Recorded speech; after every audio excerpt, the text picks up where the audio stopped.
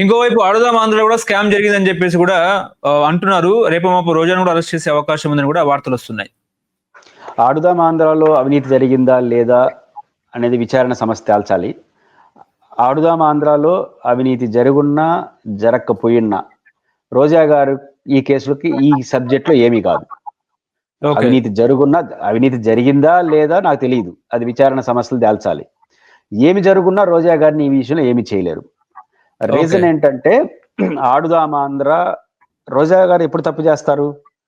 ఆమె మంత్రిత్వ శాఖలో తీసుకునే నిర్ణయాల్లో ఆమె పాత్రతో దాంట్లో జరిగేదైనా తప్పులు జరుగుంటే ఆమె బాధ్యత. ఆమె మంత్రిత్వ శాఖలు ఏంటి? క్రీడలు, టూరిజం మినిస్టర్. ఆమె చాలా మంది దృష్టిలో ఏముంటుందంటే ఆడుదాం ఆంధ్ర అంటే క్రీడలే కదా, కాబట్టి క్రీడల శాఖ మంత్రి ఆమె, ఆనాటి శాప్ చైర్మన్ సిద్ధార్థ రెడ్డి. కాబట్టి క్రీడల శాఖలో ఆడుదాం ఆంధ్ర కాబట్టి దాంట్లో అవినీతి జరిగింది కాబట్టి ఇద్దరిని అరెస్ట్ చేసేస్తారు. ఇది వాళ్ళు చెప్తుంది. అది జరగదు. ఎందుకు జరగదంటే ఆడుదాం ఆంధ్ర అనే కార్యక్రమాన్ని క్రీడల శాఖ నిర్వహించలేదు, రోడ్లు భవనాల శాఖ నిర్వహించింది. క్యాబినెట్ డైరెక్ట్ గా ఆ నిధులను 100 కోట్లు 105 కోట్లు అంటున్నారు కదా, అది డైరెక్ట్ గా రోడ్లు భవనాల శాఖకి ఇచ్చేసింది. రోడ్లు భవనాల శాఖ అధికారులు ఈ కార్యక్రమాన్ని నిర్వహించారు. దాంట్లో మంచి జరిగిందా, చెడు జరిగిందా, మాల్ ప్రాక్టీస్ జరిగిందా నాకు తెలియదు. ఒకవేళ జరుగుండింది అనుకోండి, వస్తున్న వార్త ప్రకారం ఎవరు బాధ్యులు అవుతారు? ఎవరు నిర్వహించారో వాళ్ళు తప్పు చేసినారో అవుతారు. రోడ్లు భవనాల శాఖ రోజాకి ఏం సంబంధం? చాలా మంది దృష్టిలో రోడ్లు భవనాల శాఖ పరిధిలో ఇది జరిగిందన్న విషయం ఎవరికి తెలియదు. రోజా మీద కోపం ఉంది, ఆడుదాం ఆందోళన ఏదో జరిగింది అయిపోయిందన్న. ప్రభుత్వం కూడా ఇక్కడ కన్ఫ్యూజ్ లో ఉంది. శాసన మండలి సాక్షిగానే తెలుగుదేశం శాసన మండలి సభ్యులు అడిగారు కొన్ని క్వశ్చన్స్. ఆడుదాం ఆంధ్రాలో ఏమైనా అవినీతి జరిగిందా, ఆడుదాం ఆంధ్రాలో విచారణ చేసే ఉద్దేశం ఏమైనా ఉందా అని కొన్ని క్వశ్చన్లు అడిగితే అలాంటి ప్రస్తావన ఉత్పన్నం కాదని క్రీడల శాఖ మంత్రి రిలేటివ్ ఉన్న రాంప్రసాద్ రెడ్డి గారు ఎవరో చెప్పేశారు. శాసనమండలిలో ఈ ప్రభుత్వమే ఆన్ రికార్డు చెప్పేశారు. మళ్ళీ వాళ్ళు ఆందోళన చేస్తే విచారణ జరుపుతాం అన్నారు.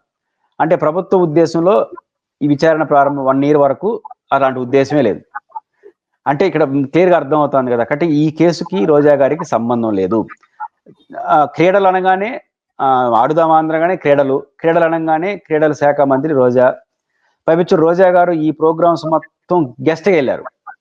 ఎక్కడైతే ఆడుదాం ఆంధ్ర ప్రోగ్రామ్స్ జరిగి అక్కడ సాంస్కృతిక కార్యక్రమంలో పార్టిసిపేట్ చేశారు. కాబట్టి మొత్తం వ్యవహారం కానే కాదు. అక్కడ ఎందుకు పంపించారంటే ఆమెని క్రీడల మంత్రి అని కాదు, ఈమె ఒక పాపులర్ పర్సనాలిటీ. కాబట్టి అన్ని చోట్ల పోతే కొంచెం గుర్తింపుగా ఉంటుందని ఆమె ఎంకరేజ్ చేయడం కోసం వెళ్ళారు, ఉపన్యాసం చెప్పారు. బహుశా ఆమె టీఏడిఏ వాళ్ళు బుక్ చేస్తుంటారు, ఆమె ఫ్లైట్ లో పోయి ఉంటుంది. కాబట్టి ఇది క్రీడల శాఖ నిర్వహించలేదు, టూరిజం శాఖ మంత్రి నిర్వహించలేదు. కాబట్టి రోజా గారి నాయకత్వంలో ఉన్న శాఖలు ఇది నిర్వహించలేదు. రోడ్లు భవనాల శాఖ నిర్వహించింది. కాబట్టి రోడ్లు భవనాల శాఖకి రోజా గారికి ఏ కన్సెంట్ ఏ సంబంధం లేదు. అక్కడ ఏం జరిగింది అనే దానికి అక్కడ నిర్వహించడంలో బాధ్యులు అవుతారు, మంచి అయినా చెడ్డైనా. ఓకే, ఇప్పుడు భూషణ్ రెడ్డి గారు దేశవ్యాప్తంగా చూసుకుంటే రాహుల్ గాంధీ గారు ఈసీకి ఛాలెంజ్ విసురుతున్న పరిస్థితి. పిక్చర్ అభి బాకీ హై అన్నట్టు కూడా ఆయన మాట్లాడుతున్నారు. ఒక మనిషి ఓటు ఒక్కరికే సొంతము, కానీ ఏ రకంగా కూడా మీరు బీహార్ లో 50 లక్షల ఓట్లు ఎందుకు తీసేశారు అన్నట్టు కూడా ఆయన మాట్లాడుతున్నారు. ఏం చెప్తారు సార్ ఓట్ల చోరీ గురించి? రాహుల్ గాంధీ గారు చాలా కీలకమైన అంశాలు ప్రస్తావిస్తున్నారు. ఎలక్షన్ కమిషన్ వ్యవహరిస్తున్న తీరు కారణంగా ఆయన చెప్తున్న మాటకి విలువ వస్తా ఉంది. దేశవ్యాప్తంగా రాహుల్ గాంధీ గారి మాటకు సమాజంలో గుర్తింపు వస్తా ఉంది, అనుమానాలు పెరుగుతున్నాయి. ఇది ప్రజాస్వామ్యానికి మంచిది కాదు. కాబట్టి ఎలక్షన్ కమిషన్ ఈవీఎం పనితీరు పైన కానీ వస్తున్న ఆరోపణల పైన కానీ ఎక్కడా సమాధానం చెప్పే పరిస్థితిలో లేదు.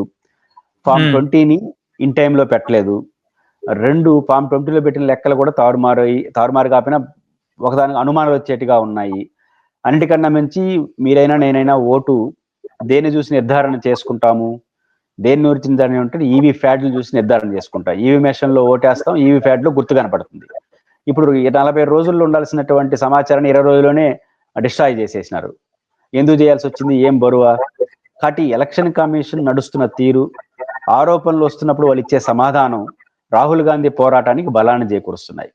కాబట్టి రాహుల్ గాంధీ గారు పోరాటం ఎందుకు బలం చేకూరుస్తుంది? ఎలక్షన్ కమిషన్ పారదర్శకంగా చేయట్లేదు, మరియు ఆరోపణలు వచ్చినప్పుడు సమాధానాలు సరిగ్గా చెప్పట్లేదు.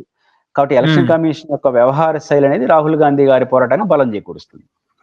ఓకే, అంటే నిజంగా మహారాష్ట్ర గానీ, హర్యానా గానీ, మధ్యప్రదేశ్ లో ఎలక్షన్ కమిషన్ ట్యాంపరింగ్ చేసిందా ఈవీఎంలను, లేకపోతే దొంగ ఓట్లు క్రియేట్ చేసిందా, బీజేపీతో కుమ్మక్కయిందా అంటే ఏం చెప్తారు సార్?